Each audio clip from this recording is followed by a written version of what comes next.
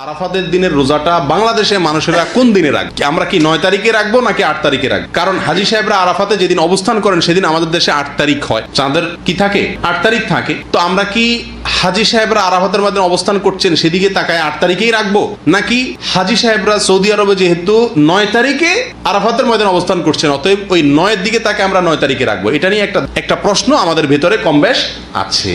কারণ নবী করিম সাল্লাল্লাহু আলাইহি ওয়াসাল্লাম যে আরাফাতের দিনে রোজা রাখতে বলেছেন, আসলে 9 তারিখকে, জিলহজের 9 তারিখকে আরাফাতের দিন বলা হয়। এখানে তারিখটা হলো উদ্দেশ্য, আরাফাতের দিন এটা হলো শুধুমাত্র নাম। জিলহজের 9 তারিখে ইয়মে আরাফা বলে, জিলহজের 8 তারিখে ইয়মুত তারবিয়া বলে। এগুলো হলো এই দিনগুলোর এক একটা নাম। যেহেতু নবী সাল্লাল্লাহু আলাইহি ওয়াসাল্লাম আরাফার দিন রোজা রাখতে বলছেন, অতএব 9 তারিখে রাখবেন, এরকম একটা মত উলামা ইকরাম বলেন। এখন আমরা কোন দিকে যাব? 8 তারিখে রাখবো নাকি 9 তারিখে রাখবো? আমি বলি, যেহেতু কোনো মতের পক্ষেই সুস্পষ্ট কোনো হাদিস নাই, অতএব আমাদের জন্য সবচেয়ে যুক্তিসঙ্গত হলো দোনো দিন রাখা, 8 তারিখে এবং 9 তারিখে রাখা।